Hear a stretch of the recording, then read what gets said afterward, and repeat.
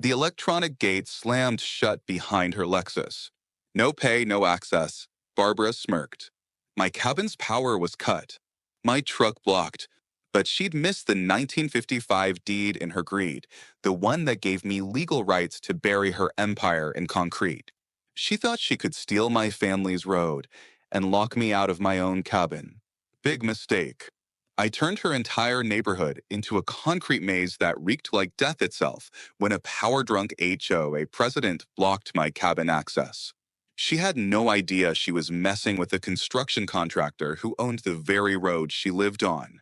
What followed was 10 days of perfectly legal hell that destroyed her empire, exposed a dark murder secret, and sent her fleeing Pine Valley forever. This isn't just revenge porn, folks.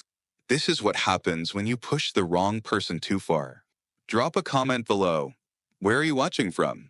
My name is Logan Brooks, and this whole mess started 3 months ago when I got the call that changed everything. I was in the middle of pouring foundation for a commercial building when my phone rang. The lawyer's voice was somber as he told me my grandfather, Henry Brooks, had passed away. Grandpa Henry wasn't just family to me. He was my mentor, the man who taught me everything about construction and, more importantly, about standing up for what's right. He left me his cabin in Pine Valley, a beautiful property nestled at the foot of mountains that we built together with our own hands 20 years ago. The will had an odd line in it that I didn't pay much attention to at first. Remember, son, we own more than just the cabin.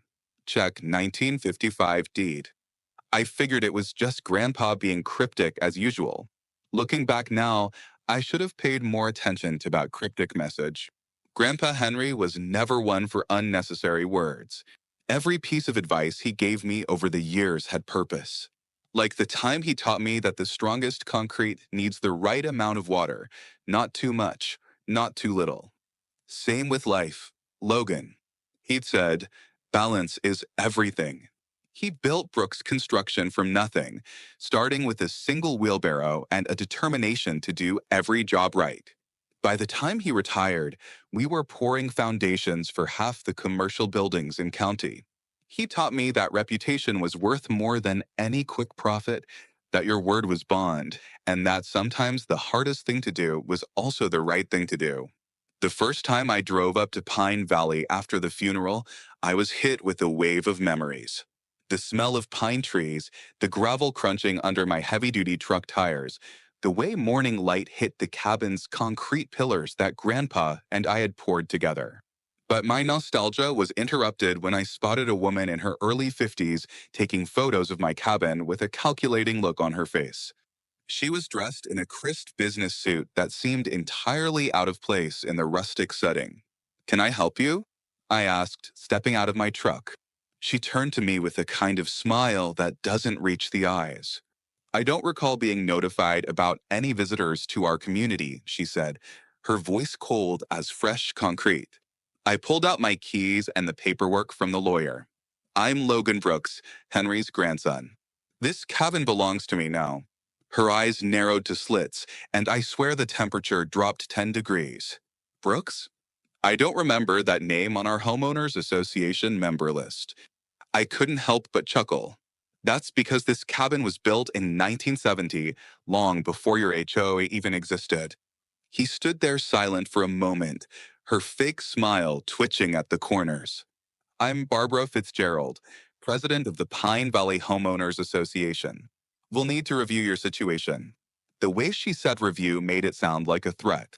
Within the first week, I received 15 violation notices. 15, the concrete driveway had unauthorized patches, even though those repairs were from 1990. My construction trailer was deemed an eyesore despite being parked behind the cabin. My truck was too commercial for a residential area. Each notice came with a fine, and each fine came with Barbara's signature and a little smiley face next to it. That's when my neighbor Tom Sullivan stopped by with a six-pack of beer and warning. "Welcome to Barbara's kingdom," he said, shaking his head. Last year, she drove out 3 families. Good people, too. The Martinezes, the Patels, and Jacksons. All of them lived here for years before Barbara took over. Tom was a friendly guy in his mid-40s, the kind of neighbor who'd help you pour a driveway without being asked. But when he talked about Barbara, something dark flickered in his eyes. Just be careful, Logan. She's got her husband Brad backing her up, and he's a lawyer. Not good one, mind you, but he knows enough to make your life hell with paperwork. As Tom left that evening, I noticed him pause at his truck and look back me. Your grandpa was a good man, he said quietly. He kept his word, even when it cost him. Don't let her drive you out like the others. That night, I sat in the cabin looking at old photos on the wall. There was one of Grandpa and me setting the foundation posts, both of us covered in concrete dust and grinning. Another showed him teaching me how to read grade levels. The transit balanced on its tripod.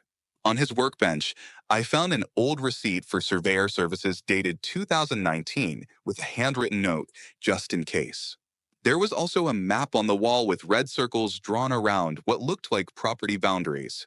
I noticed something else too, a series of dated notebooks on the shelf. Grandpa's project logs going back decades.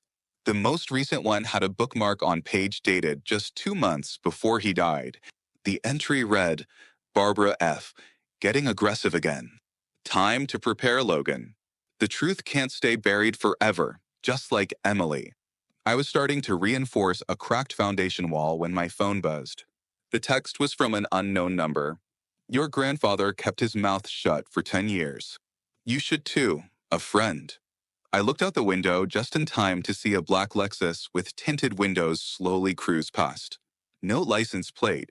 Something about that car nagged at me, like a foundation crack is there, but can't quite see yet.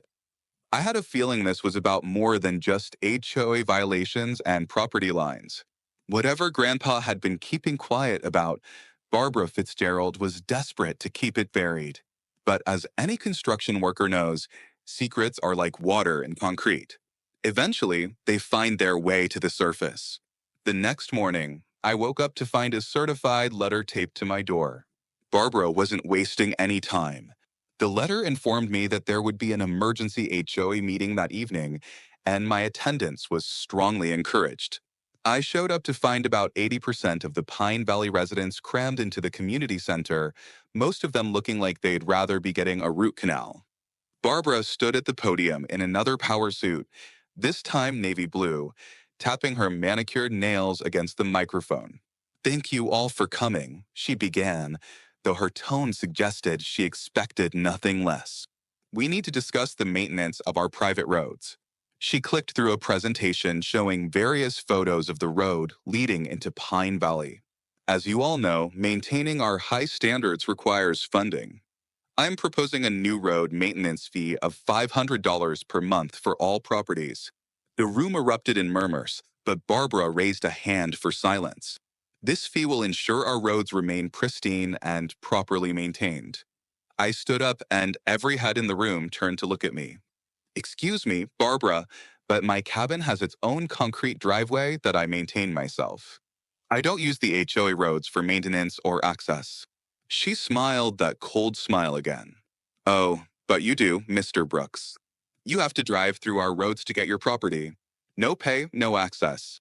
Her husband, Brad, nodded like a bobblehead doll from his seat in the front row.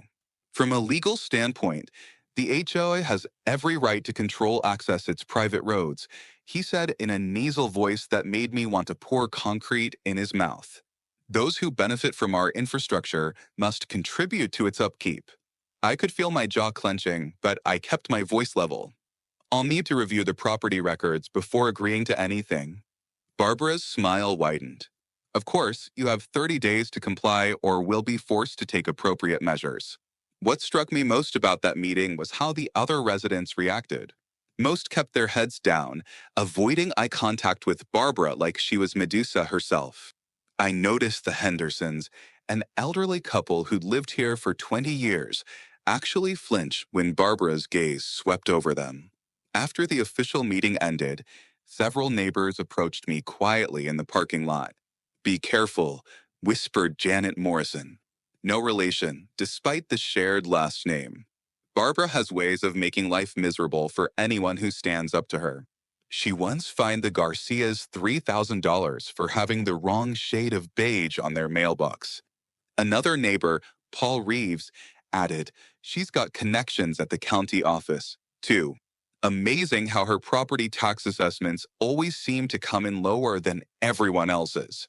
These whispered warnings painted a picture of woman who turned a simple homeowners association into her personal thief. After the meeting, I spent hours going through Grandpa Henry's files. That's when I found it tucked between old construction permits and rebar invoices. A deed from 1955 with an interesting clause. Easement granted to future residents of the valley for passage across Brooks' family property. Wait, what? I read it again, then checked the map on the wall. The property lines were different from what Barbara had shown in her presentation, off by about 20 feet. According to this document, the road everyone used to access Pine Valley wasn't HOA property at all. It was Brooks' property, and the HOA only had an easement, which meant the right to use it, not own it. Tom showed up at my door the next evening with another six-pack, and what seemed like carefully casual timing. How'd the meeting go? He asked, though something in his eyes suggested he already knew. Barbara is trying to shake me down for road fees, I told him. But I found something interesting in my grandfather's papers. Tom leaned forward, suddenly very interested. You should talk to Mike Johnson. He's been surveying property in this area since before Barbara showed up. Might be able to confirm what you found. He paused, taking a long pull from his beer. By the way, does cabin have a safe or anything? Your grandpa once asked me to never mind. Forget I mentioned it. Barbara's harassment campaign intensified over the next week. She would patrol past my cabin every morning at 7 sharp, taking photos of my construction equipment from every angle. The violation notices became more ridiculous. Concrete dust on vehicles exceeds cleanliness standards. Construction materials visible from road. Commercial vehicle parked in residential zone. Each notice came with escalating fines.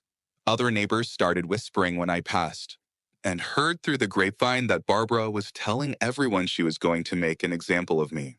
Nobody disrespects the HOA rules, she'd apparently said at the last book club meeting. Not on my watch. The situation reached a new low when Brad sent another certified letter.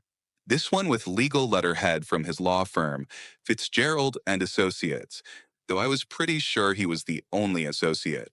Mr. Brooks, it read, you have 30 days to comply with HOA regulations as outlined in Bylaw 1 5.3.2. Failure to comply will result in the HOA exercising its right to control access to the private roads serving Pine Valley. This is your final warning. I noticed Barbara had included a sticky note with another smiley face and the words TikTok written in purple ink. That night, I called Tom. Hey, you mentioned Mike Johnson. How do I reach him? There was a pause before Tom answered. I'll bring him by tomorrow. Logan, there's something else you should know. But Mike should be there when I tell you. Monday morning arrived with a surprise that made my blood run cold. I loaded up my truck with rebar and forms for a foundation job, only to find my path blocked by a massive iron gate where the Pine Valley entrance used to be. It was 10 foot tall, electronic with a keypad entry system and a sign that read Pine Valley HOA. Members only. Authorized access required. Barbara stood next to it in a pressed burgundy suit, her smile so wide it looked painful. Oh, Logan, she called out in a sing-song voice. I forgot to mention at the meeting, we've upgraded our security. Only paying members get the gate code. I'm so sorry for any inconvenience. She wasn't sorry at all, and we both knew it. For the first time since this whole mess started, I felt real anger bubbling up like concrete curing too fast. You can't do this.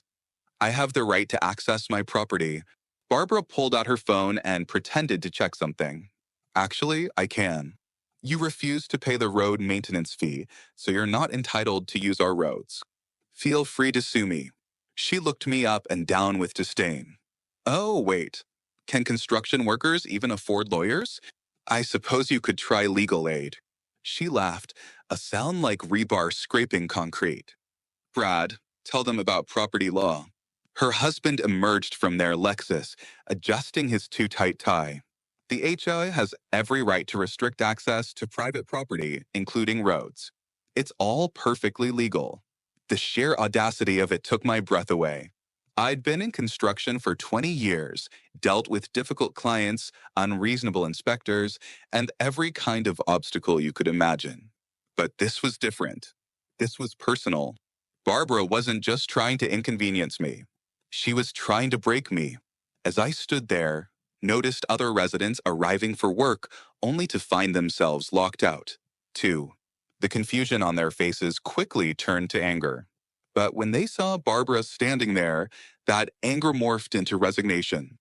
They quietly entered the code she provided them. Heads down, defeated. It was like watching people enter a prison of their own making. One woman, Margaret Chin, caught my eye and mouthed, "I'm sorry," before driving through. Even in their submission, I could see they hated this. Her, but fear kept them silent. I had to park my truck on the public road and hike 2 miles through rough terrain to reach my cabin, climbing over barbed wire fences and through thick brush. My work boots weren't made for hiking, and by the time I arrived, I was scratched up, exhausted, and furious. The cabin was dark because, surprise, the power had been cut. A notice on the door informed me that electrical service had been suspended for maintenance evaluation. Inside, using a flashlight, I searched for anything that might help me fight back. That's when I remembered Grandpa's odd message about the safe. I found it embedded in the concrete floor of the basement, hidden beneath a metal plate I'd helped him install years ago. The box was steel reinforced concrete with the words, "For Logan when they crossed the line, Grandpa." Inside box were 3 items: a key to a safety deposit box at First National Bank, an old USB drive, and a handwritten note. "Son, if you're reading this, someone's trying to steal what's ours." The truth is darker than property lines. I kept quiet for good reasons, but I saved everything for the day when someone would need it. The surveyor has the maps. Tom knows why. Be careful who you trust, but trust Tom. He's been waiting just like I have. My hand shook as read the note. What had Grandpa been hiding? And why did Tom know about it? As I held the USB drive up to my flashlight, I noticed it was labeled March 15th, 2014 for emergency only. The date meant nothing to me, but the careful way Grandpa had sealed it in a waterproof container told me it was important. There were other things in the safe, too. A folder marked property records. Directional. Another labeled Barbara F. documentation. And strangest of all, a small evidence bag containing what looked like glass fragments with a tag reading from the scene HB. My grandfather had been methodical about whatever this was, treating it like the careful documentation he taught me to keep for every construction project. "Document everything, Logan," he used to say. "You never know when the foundation of lies someone built will need to be exposed." As if summoned by my thoughts, Tom appeared at my back door carrying a backpack loaded with supplies: flashlights, water, sandwiches, and a thick manila folder. "Figured you might need some help since Barbara cut your power," he said. But his usual friendly demeanor was gone. His face grave, older somehow. "We need to talk, Logan, about why Barbara really wants you gone." He sat down heavily at the kitchen table and pulled out a photograph from the folder. It showed a young woman with a bright smile and kind eyes. Was my sister Emily. She was 22 years old, studying to be a nurse. She had her whole life ahead of her. Tom's voice cracked, and he had to stop for a moment to compose himself. March 15th, 2014. Emily was walking home from a late shift at the hospital. It was a quiet night. Barely any traffic on the old road that runs behind your property. Barbara had been at the HOA's annual gala drinking heavily. She was driving her Lexus at nearly 60 miles per hour when she hit my sister. Emily died instantly. The words hung in the air like concrete dust. I felt sick to my stomach. "Tom, I'm so sorry, but what does this have to do with?" He held up his hand. "Your grandfather saw everything, Logan. He was working late, mixing concrete for a project when it happened. His security camera caught the whole thing. Tom pulled another photo from the folder. This one showing the back of a black Lexus, its front end crumpled. Barbara never stopped.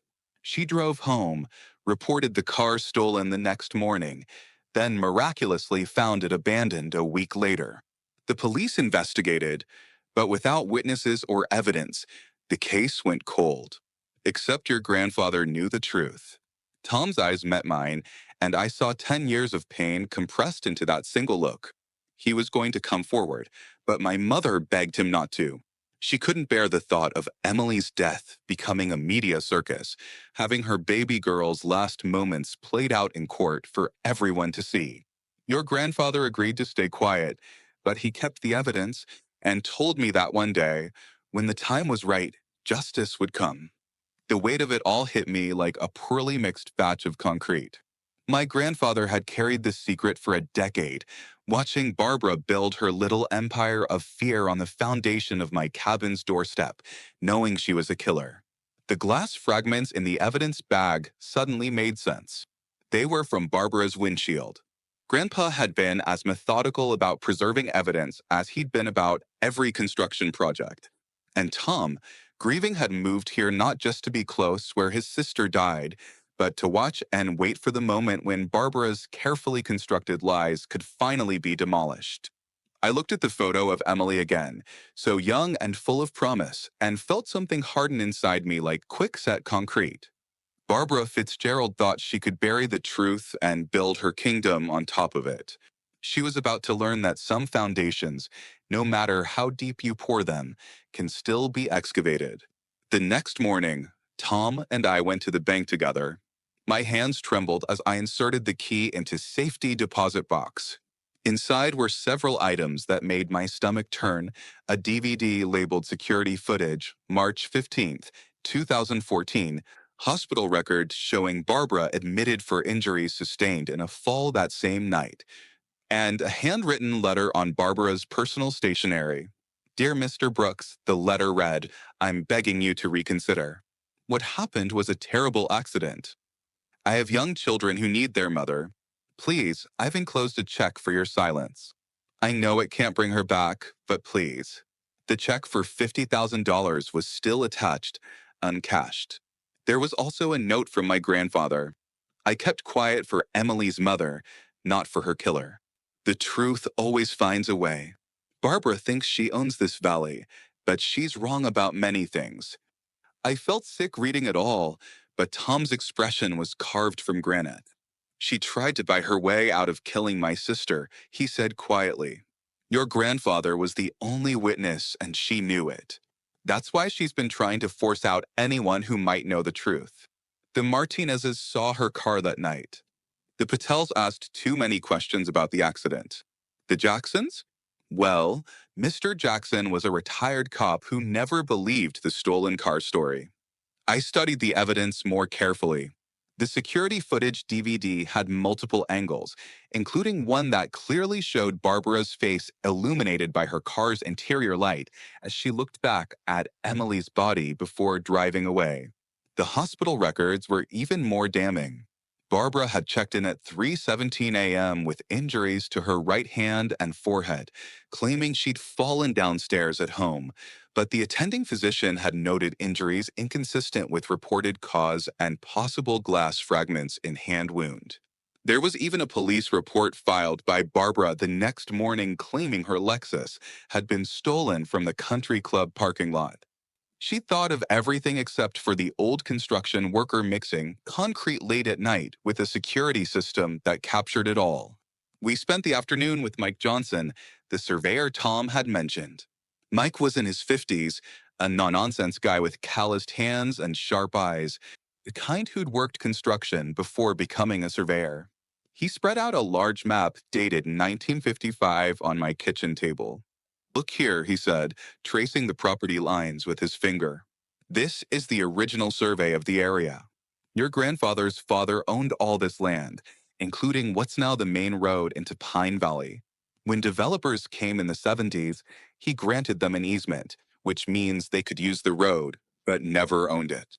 Mike pulled out another document. Here's the kicker. In 2019, Barbara quietly had the fence lines moved, shifting them about 20 feet onto your property. She filed new documents with the county, but they're fraudulent. The original deed supersedes everything. I stared at the maps, my mind racing like a concrete mixer. So, you're saying? Mike nodded grimly.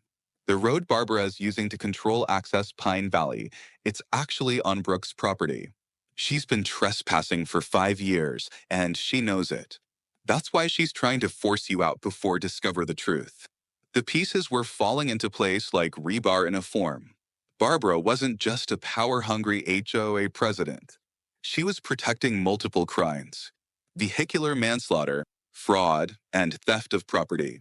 But why didn't she try this with my grandfather? I asked. Mike and Tom exchanged a look. She did, Tom said finally. But Henry had something she didn't count on. Me. Tom's confession came pouring out like concrete from a truck. I wasn't just Emily's brother, Logan. I was a licensed private investigator. After Emily died, I couldn't let it go. I knew Barbara was guilty, but I needed proof. So, moved to Pine Valley, became the friendly neighbor, and I've been watching her for 10 years.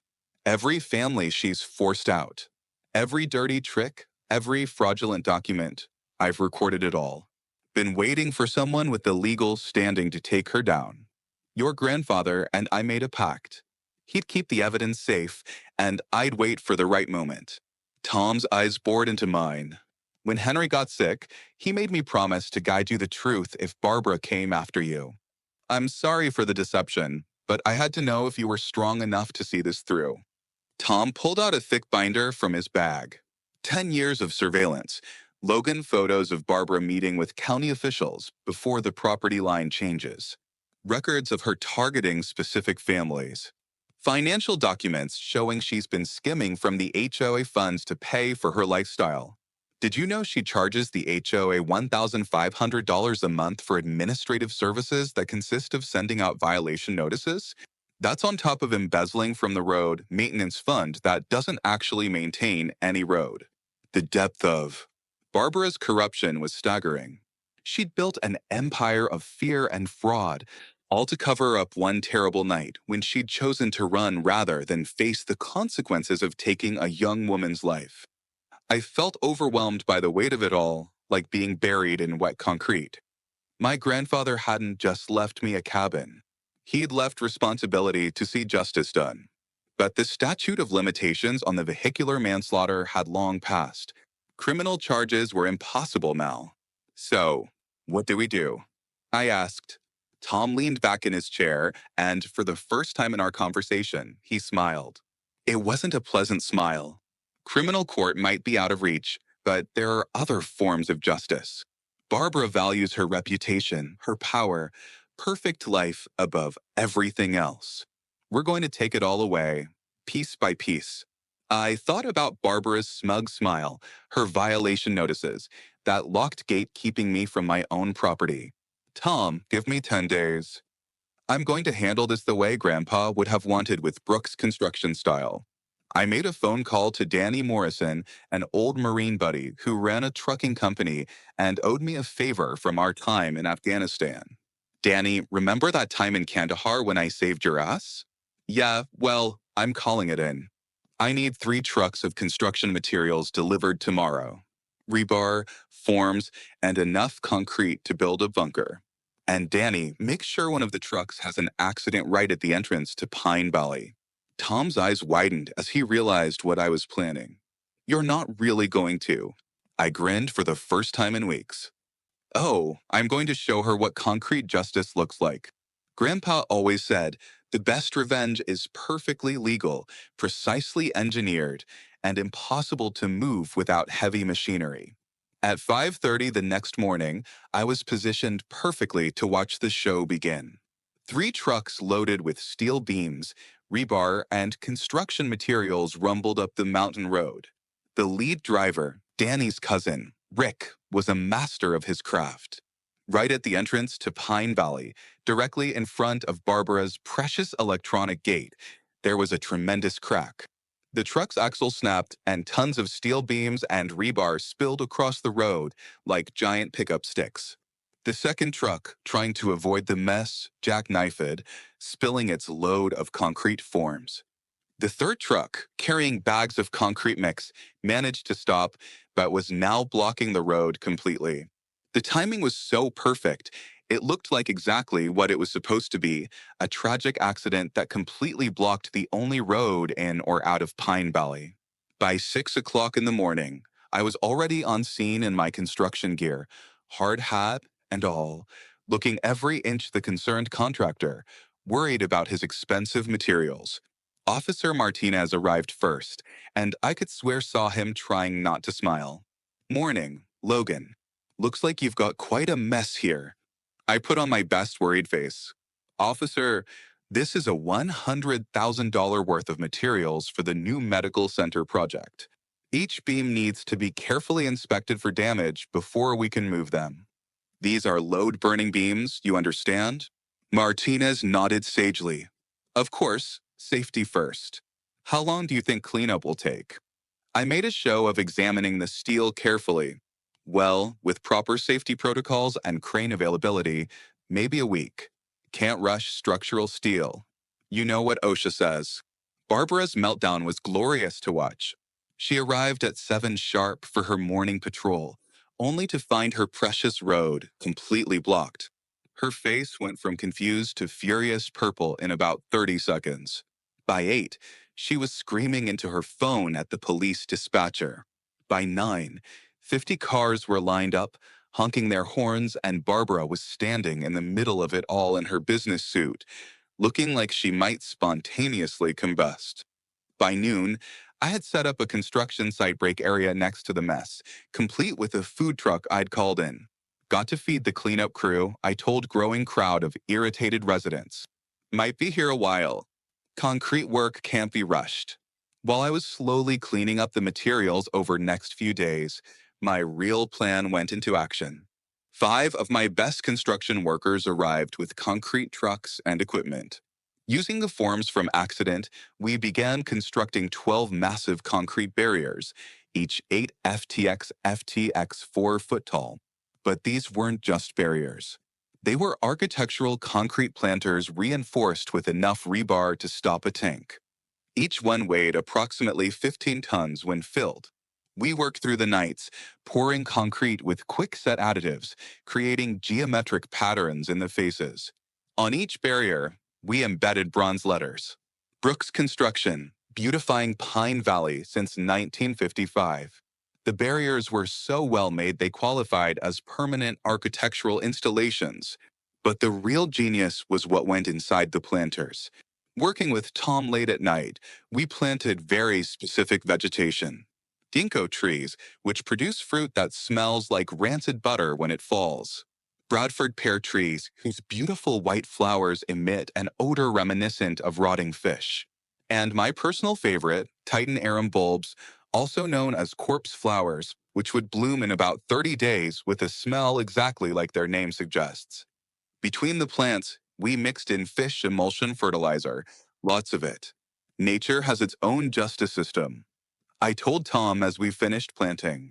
And unlike the legal system, it doesn't care about statutes of limitations. By day 6, I had arranged the concrete barriers in a strategic pattern along the road. The accident cleanup was nearly done, but now cars had to navigate a serpentine course between 15-ton concrete blocks. The gaps were exactly 6 feet 1 inch, the legal minimum for emergency vehicle access. Cars had to slow 5 miles per hour and carefully weave through, turning a 30-second drive into a 7-minute crawl. A bronze plaque announced, Pine Valley Beautification Project, permanent installation. Please drive carefully. Please limit 5 miles per hour.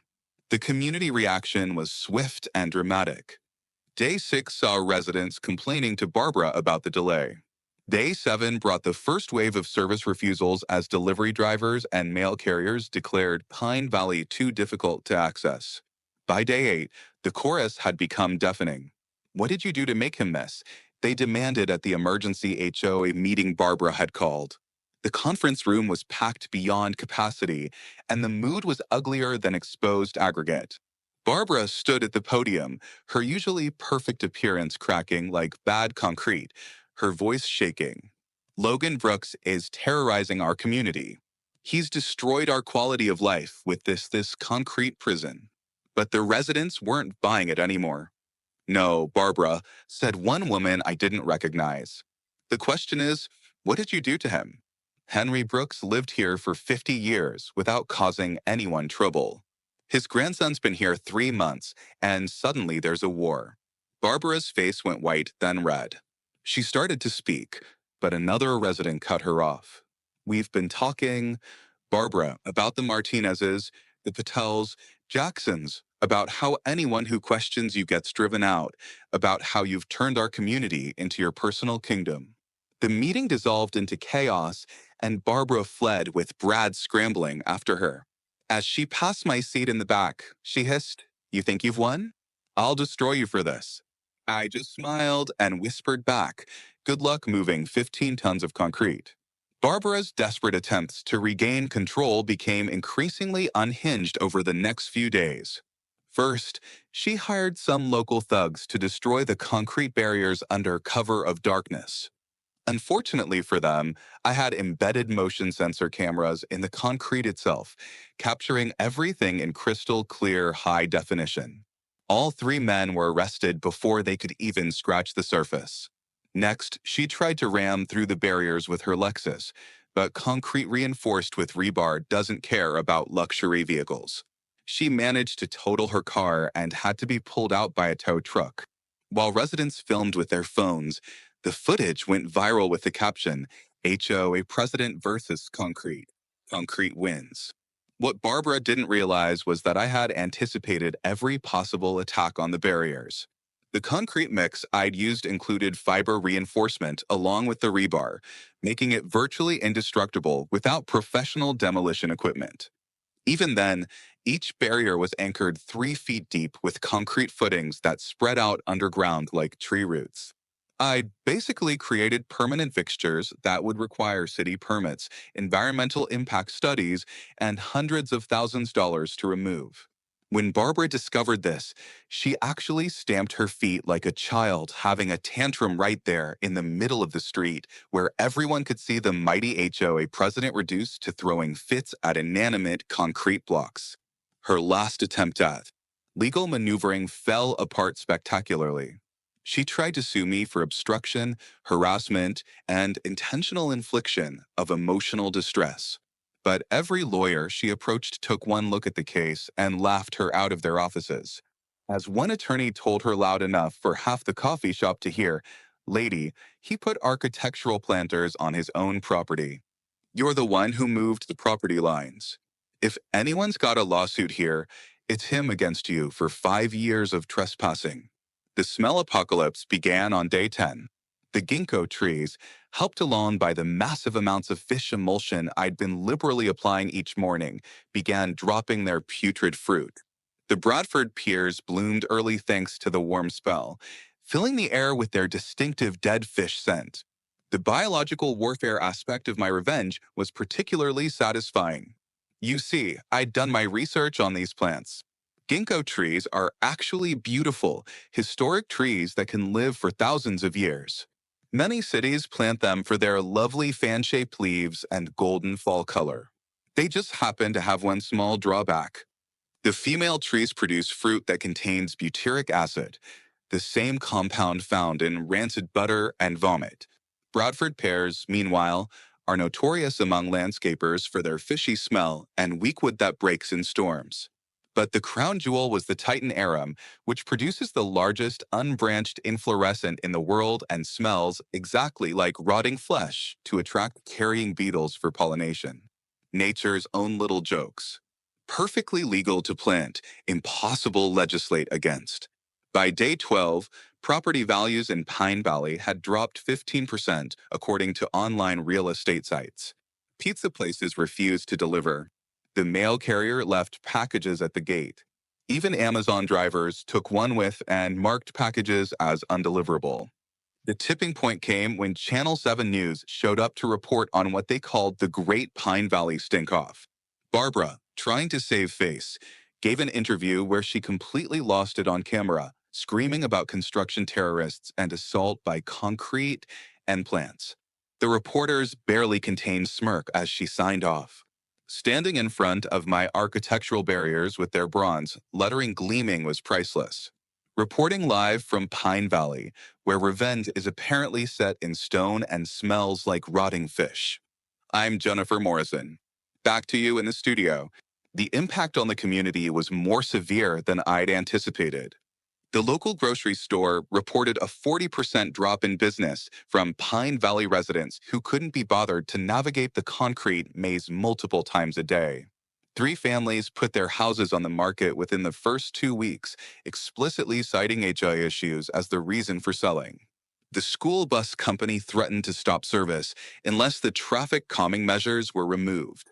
Even the fire department issued a formal complaint, though they admitted the barriers were technically legal since emergency vehicles could still pass through.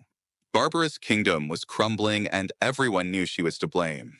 That evening, alone in my dark cabin, I had my one moment of doubt. I sat there looking at Grandpa's picture, and for the first time since this all started, I broke down. I don't know if I'm doing the right thing, Grandpa. The anger, the pain, it's eating me alive like rust on rebar. Is this really justice, or am I just as bad she is? I remembered something he used to tell me when we were working with concrete and I get frustrated with a difficult pour. Justice isn't about revenge, son. It's about making things right. Sometimes that means tearing down what's wrong so you can build something better. But remember, concrete is permanent. Make sure you're building something you can live with. I wiped my eyes and made a decision. It was time to give Barbara a choice. I sent her a text message. Meet me at the cabin tomorrow night. Come alone. We need to end this. She arrived at dusk, having walked the 2 miles from the gate through increasingly pungent air. Her designer shoes were ruined, her clothes disheveled, and face showed the strain of past 2 weeks. But her eyes still held that cold defiance. I had set up the cabin with battery-powered work lights since the power was still cut and my laptop sat open on the table. Sit down, Barbara. I have something to show you. She sat wearily, probably expecting some kind of trap. What she wasn't expecting was to see herself on the screen, 10 years younger, stumbling out of her Lexus on a dark road, looking at something in front of her car then driving away. The security footage was grainy, but clear enough. You could see her face, the license plate, even HOA gala banner visible through the back window of her car. Barbara's face went white as concrete. She watched herself commit murder and flee the scene. "Oh God," she whispered, her voice breaking. "Oh God, I didn't mean thought it was a deer at first. And then I saw her, but she was already, I panicked. Just she started sobbing, the Ice Queen facade finally cracking completely. That's when Tom walked in. Barbara looked up at him through her tears, and recognition dawned. "You're your Emily's brother."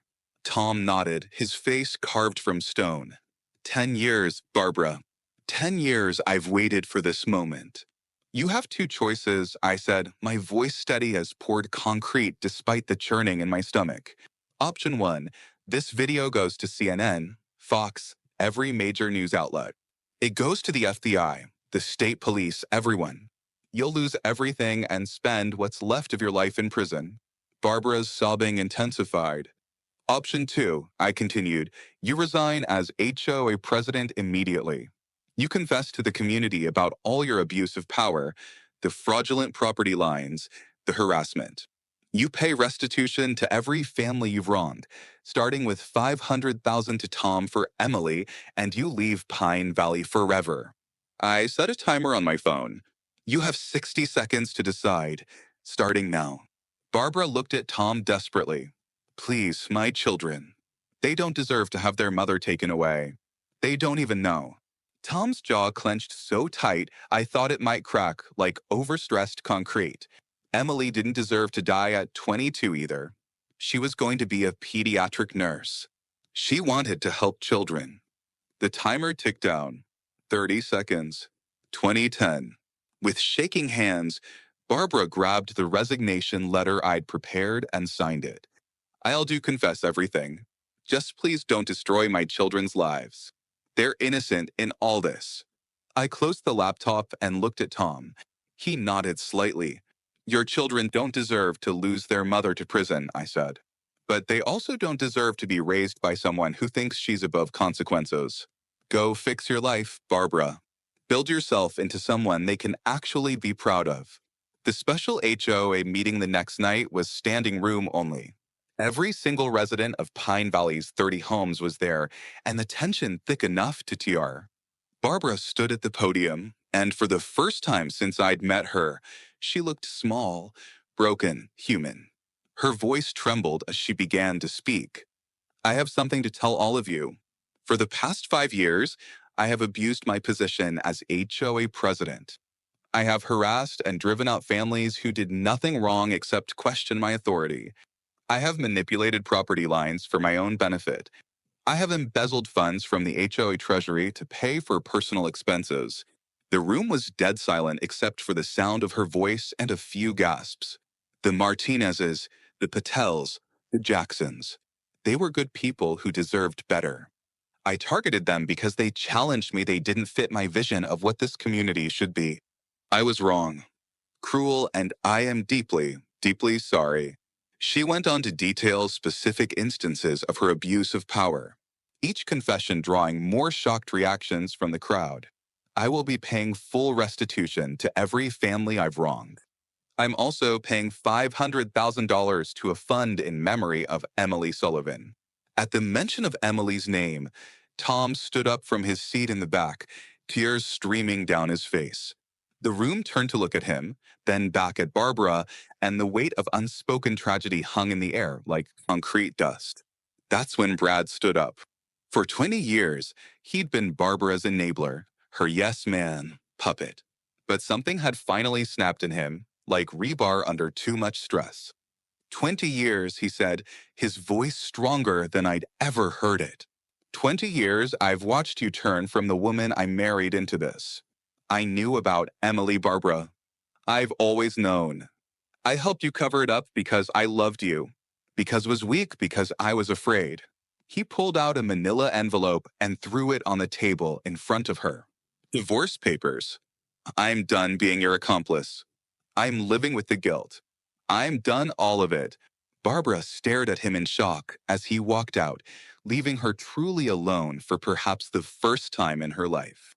Tom stood up slowly, his voice with emotion. I've wanted to hate you for so long. I've dreamed about destroying you the way you destroyed my family. Emily was just walking home.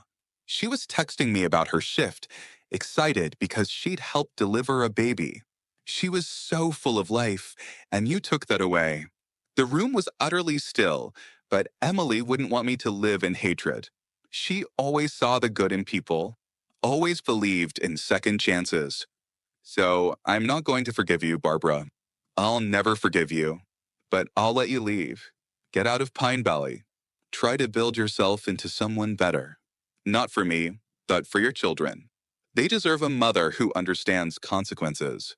The community voted unanimously to remove Barbara and the entire HOA board. Tom was elected as the new president, and his first act was to void every single ridiculous rule Barbara had put in place. The road maintenance fee was eliminated. The property lines were officially corrected. My concrete barriers, which had served their purpose, were converted into actual architectural features with proper plantings, turning the entrance to Pine Valley into a genuinely beautiful garden that also served as a traffic calming measure. Most importantly, the cabin was designated as the Emily Sullivan Memorial Youth Center, where I would teach construction skills to local kids, passing on the knowledge my grandfather had taught me.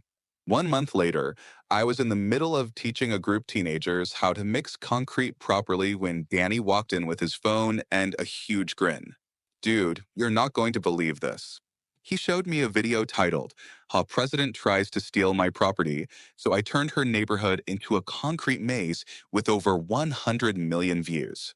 The top comment read, This is better than Netflix. When's the movie coming out? I laughed, imagining what Grandpa would think about his grandson becoming an internet sensation. He'd probably be confused about what the internet even is, I told Danny. But I think he'd be proud that we stood up for what was right. That evening, Tom and I sat on the cabin porch, watching the sunset paint mountains in shades of gold and crimson. Pine Valley had never been more peaceful.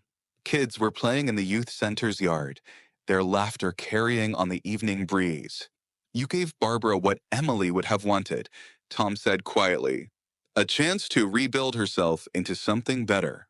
I thought about justice and revenge, about the thin line between them, about the choices we make when we have power over someone who's wronged us.